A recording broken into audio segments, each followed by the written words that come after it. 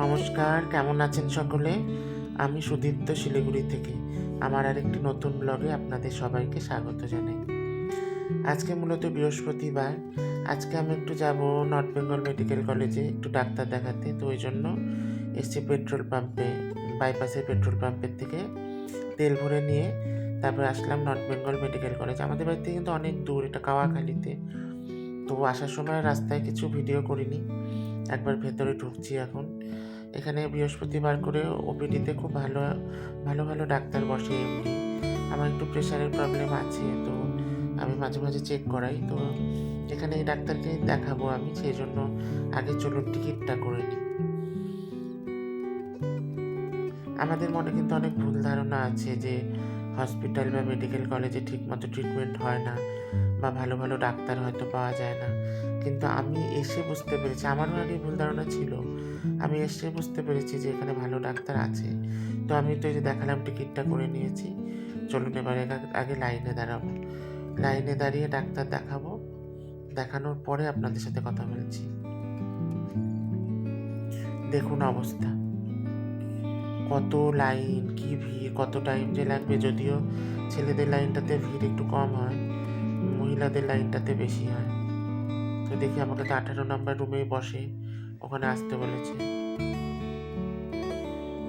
তো এখানে আমি লাইনে দাঁড়িয়ে, আমাদের ছেলেদের লাইনটা ছোটই ছিল, ডাক্তার দেখানো হয়ে গেছে, এবারে বেরিয়েছি। দেখুন কি সুন্দর সাজানো জায়গাটা, কত লোক এসে বসে আছে রুগীদের নিয়ে বা তাদের ফ্যামিলি। এখানে আসলে বোঝা যায় যে কত মানুষের কত রোগ আর কত দুঃখ কষ্টের মধ্যে দিয়ে সবাই চলে। এখানে না আসলে বোঝার ক্ষমতাই নেই কারণ। যাই হোক, এখানকার লোকজন কিন্তু এমনি হেল্পফুল। যারা সিকিউরিটি গার্ড দাদারা, ভাই বোনেরা আছেন, ওনারাও খুব হেল্প করে। অন্যান্য সব স্টাফেরা এখানে খুব হেল্প করে। মানে জায়গাটা তো অনেক বড়, আর আপনি জিজ্ঞেস না করে কোথাও যেতে পারবেন না, হারিয়ে যাওয়ার চান্স আছে। তো আমি এখন আস্তে আস্তে বাইরের দিকে আসার চেষ্টা করছি। আমি একটু দূরেই আছে ওপিডিটা, আমি যেখানে এসেছি সেখান থেকে অনেকটাই দূর। তো আমি হেঁটে হেঁটে ওই সামনেটা যাওয়ার চেষ্টা করছি যেখানে আমি গাড়িটা রেখেছি। তারপরে আমাকে ওষুধ লিখে দিয়েছে, ওষুধটা নেব। সুভাষপল্লী থেকে ওষুধ নিয়ে একবারে বাড়িতে যাব, কারণ তা না হলে পরে আবার আমাকে বেরোতে হবে। আর এখন ঠান্ডাটা কমে গেছে, ওয়েদারটা বেশ ভালো। তো ওই জন্য কোথাও গেলে ডাক্তার দেখালে সুবিধা মতোই হয় আর কি।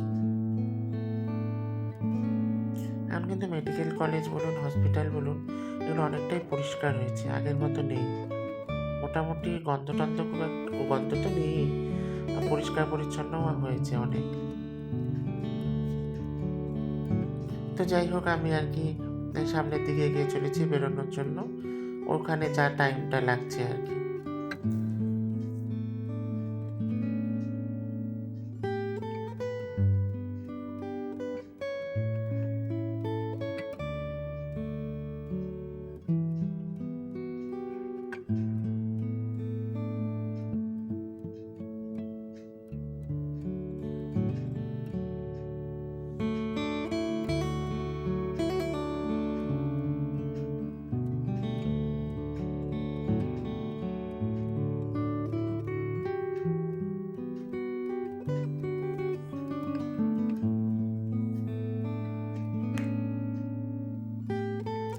আমার ভিডিওতে পাশে যে বিল্ডিংটি দেখা যাচ্ছে আমি দেখালাম, ওটা জানেন তো স্টুডেন্টরা ক্লাস করছে। এটা তো মেডিকেল কলেজ, স্টুডেন্টও আছে, ওরা ক্লাস করছে এখানে। তো আমি টোটোওয়ালা ভাইদের জিজ্ঞেস করে করেও সামনের দিকে হাঁটিয়ে গিয়ে তারপর আস্তে আস্তে বেরোনোর রাস্তাটা পেয়েছি।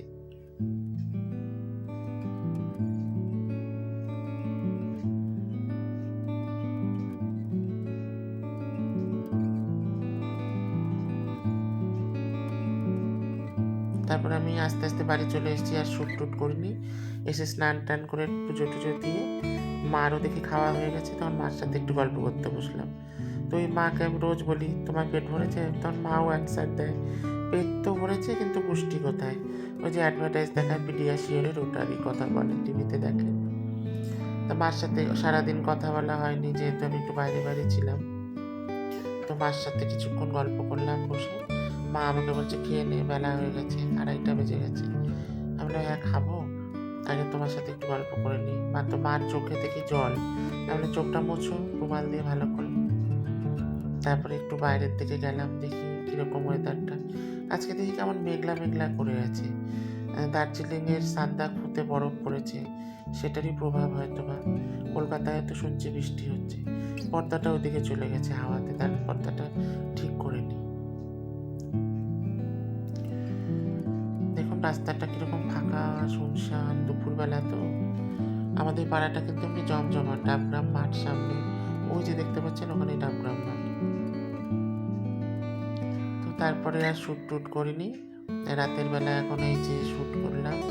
রাতের বেলাটা দেখুন একেবারে পাড়াটা তাও একটু আছে লোকজন, কিন্তু কেন জানি এখন নিচু হয়ে গেছে অনেকটা। কিন্তু সারা রাত কিন্তু এখান দিয়ে লোকজন চলাফেরা করে, গাড়ি ঘোড়াও যায় মোটামুটি। যাই হোক, আজকে আর বেশি কিছু শ্যুট করতে পারিনি। আজকের ভিডিওটা এখানেই শেষ করছি। আপনারা সবাই সুস্থ থাকবেন, ভালো থাকবেন, এবং আমার ভিডিওটা যদি আপনাদের ভালো লাগে একটি লাইক, শেয়ার আর সাবস্ক্রাইব করবেন।